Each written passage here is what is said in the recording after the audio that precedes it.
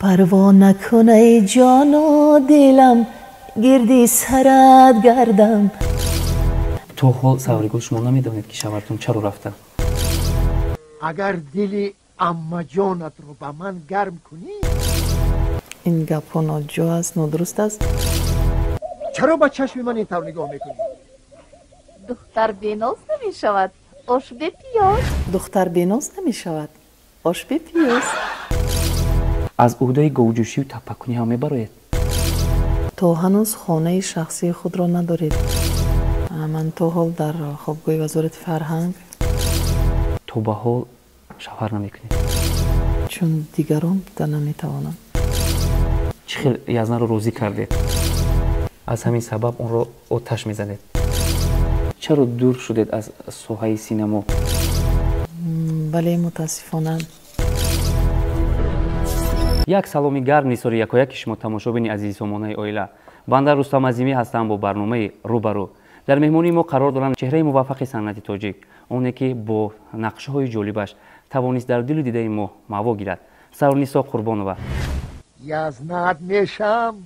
باز به حوطه غفور نداروید. пеш аз ҳама муаллимаи азиз шуморо ба барномаи рӯбарӯ хушомадед мегӯем. табатон хуш аст?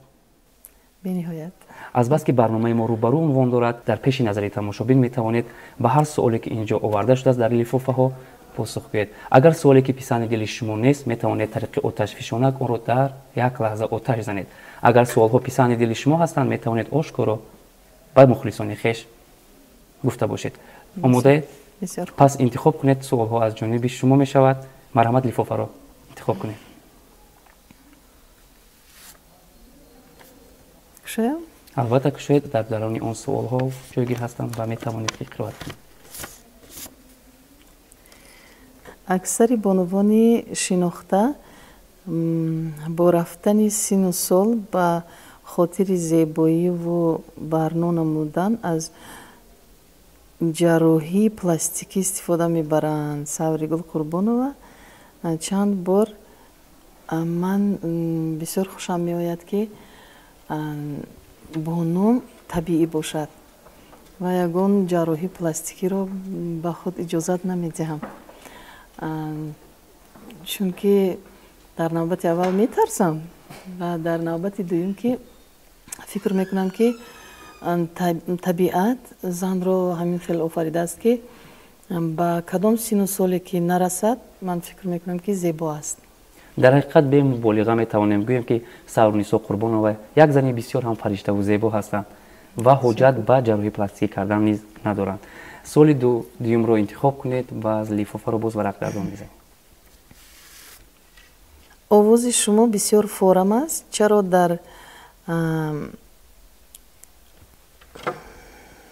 дар дубляжи филмҳои туркӣ иштирок намекунед? چی خیلی عیبی من؟ اگر راضی میشدی.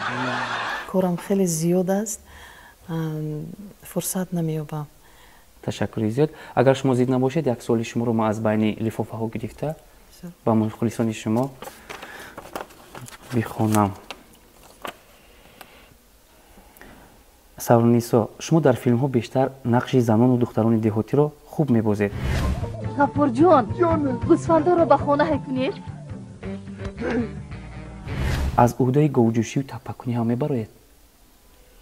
албатта, ман чун духтари деҳот ҳастам. дар шаҳри норак таваллуд шудам ва то синфи шашумӣ дар он ҷо зиндагӣ мекардам. рости гап духтари кенҷагӣ ки будам, ба ин корҳо инқадар модарам намемонд ки даст расонам, вале ман хеле мехостам ки ба апаи худ кӯмак кунам ва кӯмак ҳам мекардам. ин чӣ гапа?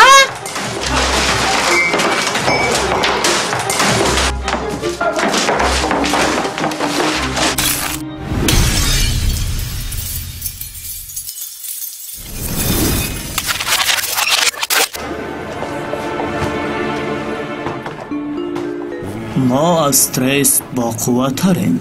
پرسن عصب را آرام کرده احساسات را کم میکند. پرسن روزی آرامش. سوال از جانب شما انتخاب میکرد. مرحمت لیفوفا را کشید. شما خونید بهتر. مرحمت. اگر ایلاجش باشد شما هم از نظر گذرانید و اگر که مگر سوال با عزت نفس شما تاثیر کرد؟ کمتر. از همین سبب اون رو آتش میزنید؟ بله. ما کسی رو مجبور نمیکنیم تماشابین عزیز که به هر یک سوالی که در اینجا آماده شده است پاسخ گوید و سوارنیسا نیز میخواهند که سوال هایی که وابسته به حیاتشون هست، وابسته به کار و فعالیتشون هست پاسخ گویند و اون چیزی که در اینجا بود نخواستند پاسخ گویند. بیاید انتخاب کنید. خونم یا میخونید شما؟ مرحمت. اگر اجازه باشد من میخونم. شما با شرافت فیلم مجسمه عشق محبوبیت زیاد پیدا نمودید. در اون فیلم یک لحظه بسیار عجیبی هست. دلی با بوی غفور رو گرم کردنی شده. شما خوش پرنده میگویید که چرا با چشم من این طور نگاه میکنی؟ دختر بیناز نمی شود آش به پیاز. دختر بیناز نمی شود آش به پیاز. و همین مونولوگ توانست که شهرت شما رو افزون گرداند و مخلصان شما نیز از همین فیلم خیلی هم زیاد بودند و تا حال این فیلم رو در طریق تلویزیون یا که طریق اینترنت مردم تماشا میکنند. خود از همین فیلم میتوانید برای تماشای ما کمی تأثیرات خود رو گویید. عذاب ها بود، رنج ها بود، بیخوبی ها بود، چون نظر کرده بودیم که در دهات ها و هنگامی بارشات بود. همین چیزها رو میتوانید که از همون رنج هایی که در پس پرده ماندن و تماشابین ما قصه کنید. رنج اساسی همین بود که چون من در اون وقت در خانه می نشستم، کودک خردسال داشتم و شوهرم اجازه نمیداد که من در این فیلم آوری کنم و چه یزنا رو روزی کرده؟ من روزی نکردم راستی گفت. این کارگردان این فیلم با شوهرم چندین ماه خواهش کردن که ما در همین فیلم سوری گل رو میبینیم، خواهش میکنیم اجازه دهید. اول اجازه ندادن، بعد نمیدونم چی شد که چقدر دل شوهرم را یافتن و راضی شدن. چرا دور شدید از ساحه سینما و دیگر در فیلم ها مخلصان شما رو نمیبینن؟ سبب در چیست؟ نه، چرا من یک چند فیلم های دیگر بودم، در دیگر فیلم ها. بعد این فیلم بیهوده خورم مکن، فیلمی خوشتومن نسل فیلم آوری کردیم و در یک چند فیلم های دیگر. تشکر زیاد سوری گلبانو و بیایید باز لیفافه رو ورق میزنیم.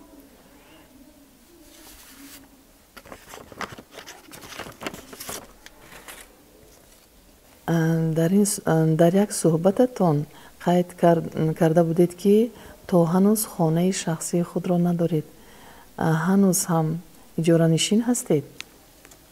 چنین است؟ بله، متاسفانه همین طور هم هست. من تا حال در خوابگاه وزارت فرهنگ زندگی میکنم با 2 فرزند و 2 کلین و 3 نبیره. همگی در یک خوابگاه جایی میگیرید؟ در 2 خانه. مشکل نیست؟ مشکل است متاسفانه. اگر کوشش میکردید، غرور رو یک طرف میکردید، میتوانستید که به یگانجا مراجعت کنید و شما صاحب خانه گردید؟ شاید کوشش میکنم که باز بعدش که شوهر نگذاشت که سوریگو کوششش رو ادامه دهد. همین خیلی؟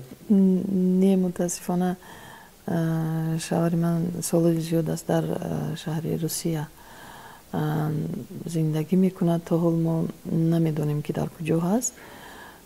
مدتی 18 سال هست که در روسیه است.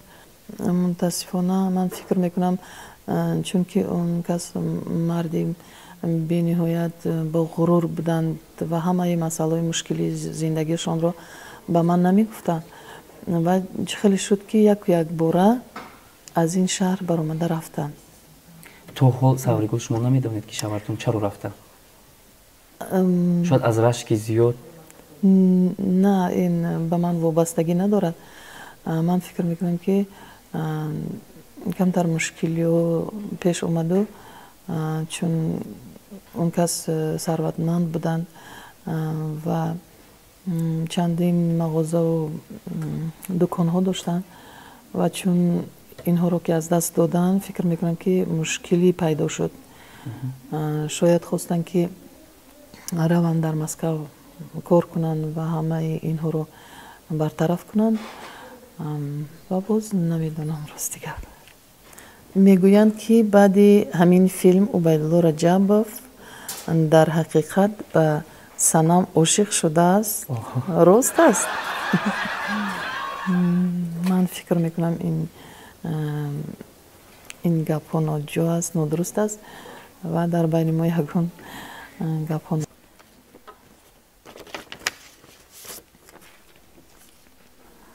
ممکن از نظرم بذارم نه خوب است. من فکر میکنم که هر دو هم در صنعت و سینمای تاجیک توانستید که زود در دل مردم جای یابید و شما میتوانید به اون که زنگ زنید و همین سخن رو بگویید. من عموما در زندگی با یگون شخصیت، با یگون صنعتکار بدبینی ندارم. چرا آتش زدید؟ شاید سوال با عزت نفس شما باز هم رسید. نه چرا، من چخیلی که گفتم بدبینی به یگون هنرمند ندارم. سواری گلبانو بسیار هم صدای شیرین دارید. می توانید 4 مصرع سرود زمزمه کنید و فراغت تماشابین ما رو باز هم زیباتر گردانید. پروا نکن ای جان و دلم، گردی سرت گردم، قربانی سرت گردم. پروا نکن ای جان و دلم، گردی سرت گردم، قربانی سرت گردم. هر جا کی روی بازای که من هم سفرت گردم، قربانی سرت گردم. هر جا کی روی بازای که من هم سفرت گردم، قربانی سرت گردم. تشکر زیاد. وقتی سواری گلبانو این سرود رو زمزمه میکردن فکرم با دوری های دور رفت. باور کنید قربانی کی اینقدر شدید؟ قربانی کدام نفری گشتید که اینقدر با یک احساسات خوب توانستید که سرود رو زمزمه سرایید؟ نه به خاطر یگون کس نبود. من چخیلی که به شما گفتم من چی سرود خونم چی رقص خونم به مضمون سخن اهمیت کلان میدیم. سوال ها کم موندن، پس بیاید باز لیفافه رو میگیریم، سوال رو میبروریم.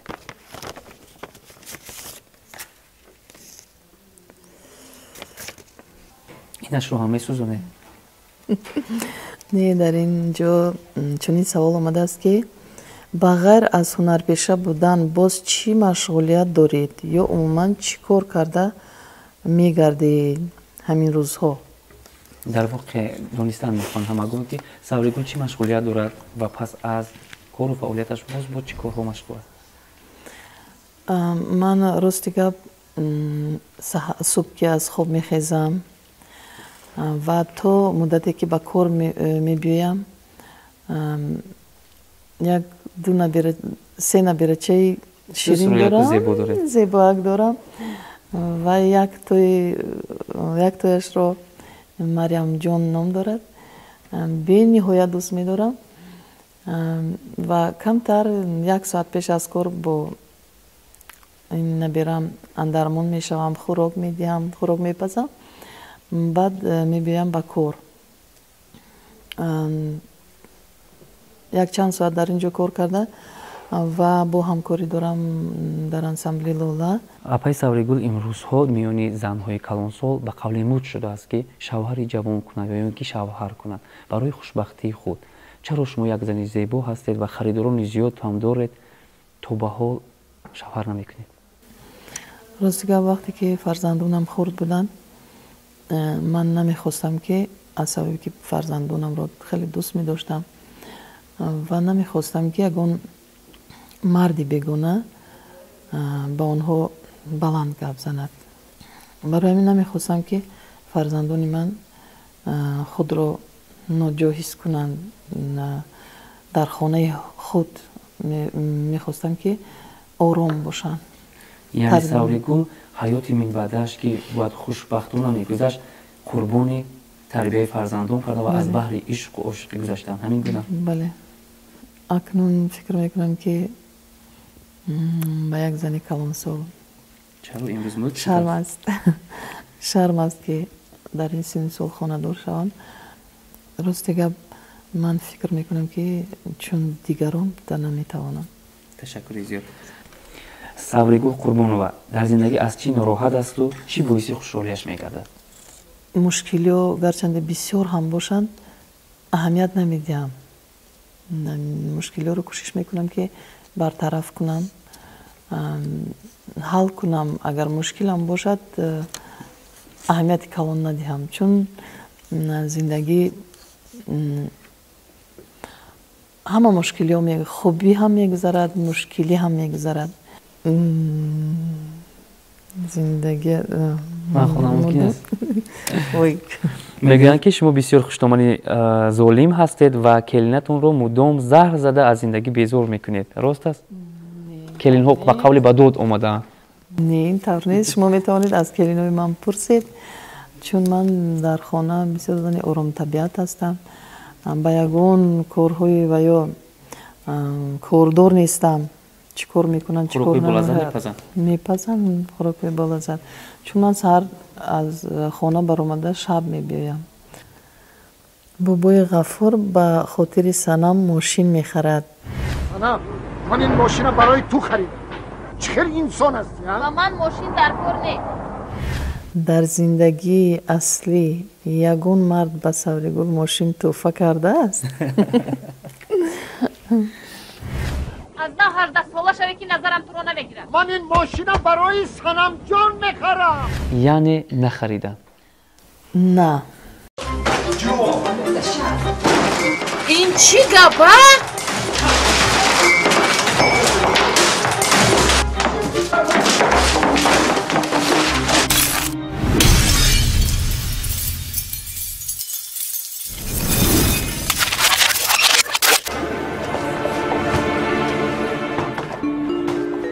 мо аз стресс боқувваттарем. персен асабро ором карда эҳсосотро кам мекунад. персен рӯзи оромиш. ташаккури зиёд. тамошобини азизи Сомонаи оила, ин буд барномаи рӯбарӯ бо иштироки яке аз чеҳраҳои мувоффақи соҳаи санъат, соҳаи фарҳанг ва соҳаи синемо, Савригулбону Қурбонова.